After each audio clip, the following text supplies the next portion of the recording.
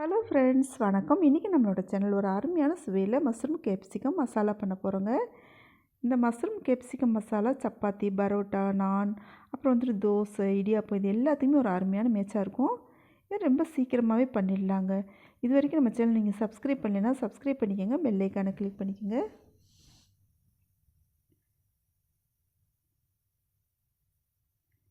இப்போ மஷ்ரூம் இந்த அளவுக்கு எடுத்துருக்கேங்க.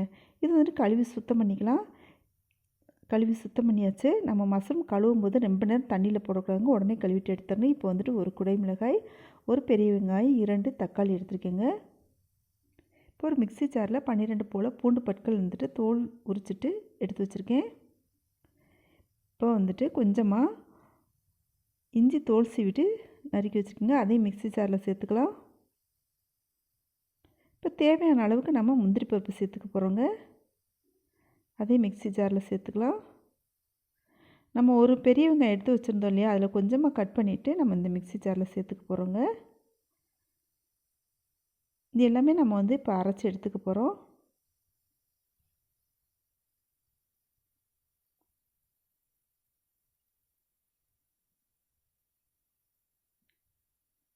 இப்போ அந்த 2 தக்காளி நறுக்கி வச்சுருக்கேங்க. அப்புறம் குடை மிளகாய் நறுக்கி வச்சுருக்கேன், விதையெல்லாம் எடுத்துகிட்டு.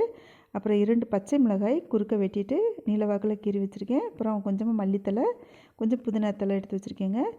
அப்புறம் அந்த மீதி இருந்துச்சு இல்லையா வெங்காயம், அதை பொடியாக கட் பண்ணி வச்சுருக்கேன். மஷ்ரூம் 4 துண்டங்களாக கட் பண்ணி வச்சுக்கலாங்க. இங்கே அரைச்சி வச்சாச்சு. இந்த முந்திரி பருப்பு, அப்புறம் பூண்டு, இஞ்சி, அப்புறம் வெங்காயம் வச்சுருந்தோம்ல, அதை தனியாக அரைச்சி வச்சாச்சு. இப்போ ஒரு இரும்பு பாத்திரத்தை அடுப்பில் வச்சுக்கலாம். இப்போ 2 ஸ்பூன் அளவுக்கு நான் எண்ணெய் சேர்த்துருக்கேங்க. எப்போவுமே நம்ம இந்த கிரேவி, மசாலா, அப்புறம் பார்த்திங்கன்னு சொன்னால் ஃப்ரை பண்ணுறதுக்கெல்லாம் இரும்பு பாத்திரம் யூஸ் பண்ணோம் அப்படின்னு சொன்னால் டேஸ்ட்டு கொஞ்சம் அதிகமாகவே இருக்குங்க. உங்கள்கிட்ட இரும்பு பாத்திரம் இல்லை அப்படின்னு சொன்னால் நீங்கள் நார்மலான பாத்திரம் வச்சுக்கோங்க. ஒரு ஏலக்காய், கொஞ்சம் சோம்பு, ஒரு பட்டை, அப்புறம் ஸ்டார் சோம்பு, அன்னாசிப்பூ, கிராம்பு, ஒரு 3 கிராம்பு, இது எல்லாமே சேர்த்தாச்சு.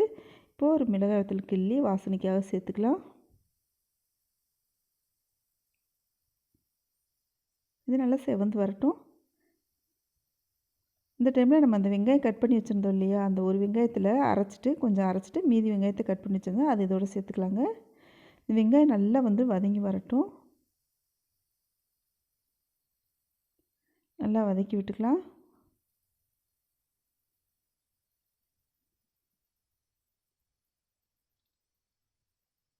பாருங்கள், நல்லா வதங்கி வந்துருச்சு.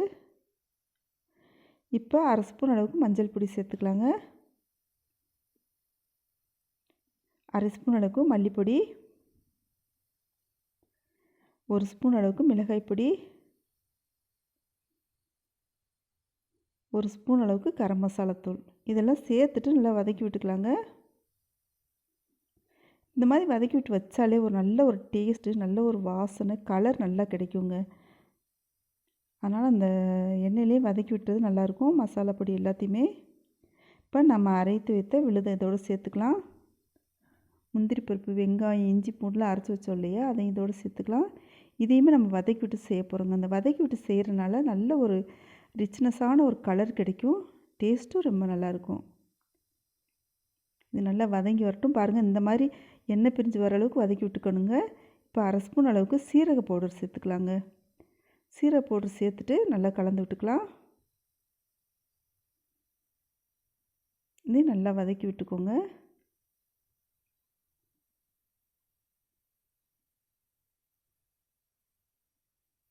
இப்போ தக்காளியை சேர்த்துக்கலாங்க.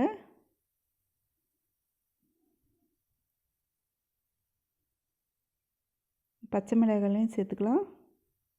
சேர்த்துட்டு அதையும் வதக்கி விட்டுக்கலாம். இப்போ உப்பு சேர்த்துக்கலாம். இந்த உப்பு சேர்க்கறனால சீக்கிரமாக தக்காளி நல்லா வதங்கி வந்துடும், அதனால் உப்பு சேர்த்துக்கலாம். இப்போ பாருங்கள், நல்லா மசிஞ்சு வந்துருச்சு தக்காளி எல்லாமே. இப்போ இந்த டைமில் நம்ம மஷ்ரூம் சேர்த்துக்கலாங்க. மஷ்ரூம் சரியாக ஒரு 5 நிமிடத்துக்கு நல்லாவே வெந்து வந்துடுங்க. எப்போவுமே மஷ்ரூம் ரொம்ப நேரம் வேக விடக்கூடாது. இந்த மஷ்ரூம் சேர்த்துட்டு நல்லா இந்த மாதிரி வதக்கி எடுத்துக்கலாம். மசாலா எல்லாமே சேர்ந்து வர மாதிரி. அதே மாதிரி பார்த்திங்கன்னா குடைமிளகாயுமே வந்துட்டு ரொம்பவே சீக்கிரமாக வெந்துடும். இந்த டைமில் வந்துட்டு நம்ம குடைமிளகாய் சேர்த்துக்கலாம்.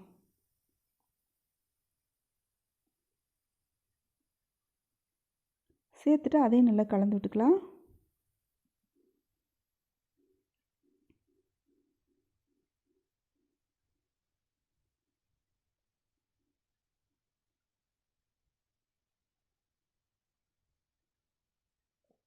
இந்த டைமில் நம்ம அந்த மிக்ஸி ஜாரை வந்துட்டு கழுவிட்டு ஊற்றிக்கலாங்க.